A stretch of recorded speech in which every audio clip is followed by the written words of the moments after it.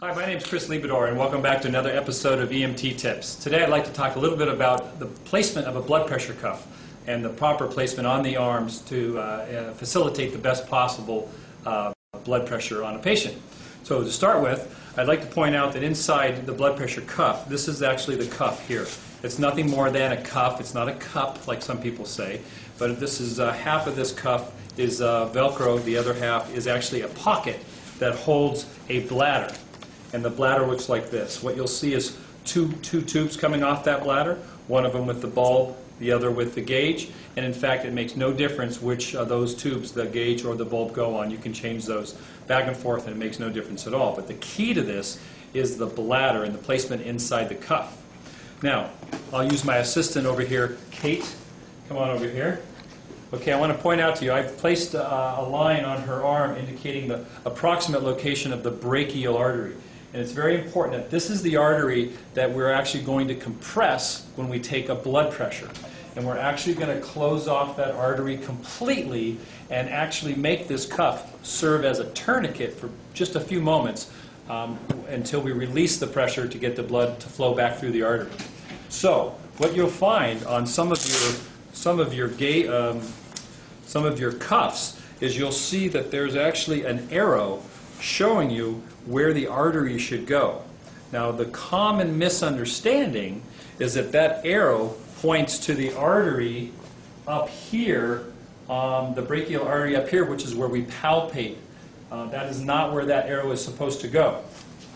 That arrow is supposed to go directly over the inside of the arm where this artery is. Okay? So if this bladder was inside this cuff, it would look inside, it would be approximately there. Okay? So when you pick up a cuff, I want you to pick it up with your fingers on either corners of the top part of the cuff.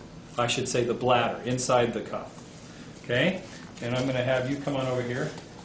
And so bring your arm up like this. I will grab her arm and kind of hold it under one arm of mine.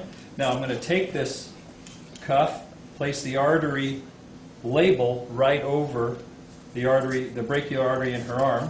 I'm going to put it on nice and secure. Now when I inflate this, what's happening is the bladder is compressing directly over the artery and pushing it against the humerus bone. And so as I push that, squeeze the valve, the bulb, and inflate the cuff, I did that a little too much. I will make that bladder squeeze on that artery and cut off all blood flow. One of the ways I can determine that blood flow has stopped is simply by feeling the radial pulse. If I do not feel a radial pulse, I know that the blood pressure cuff is inflated enough, and I can begin to release the pressure to determine the systolic and diastolic pressure. Of course, I'd use a blood pressure cuff to do that, unless I was taking it by palpation. So, just to review, be very careful when you're using a blood pressure cuff that has the artery labeled on it.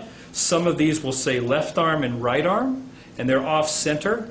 When you see a cuff that's properly labeled, it will have that artery arrow right dead center in the middle of the cuff, the bladder, and that's where you want to place it, over the inside of the arm where the brachial artery is. Hopefully that's helpful to you. That will definitely provide you a more accurate blood pressure on your patients, and the next time we see you, we'll have another tip on blood pressures. Thanks for being with us today.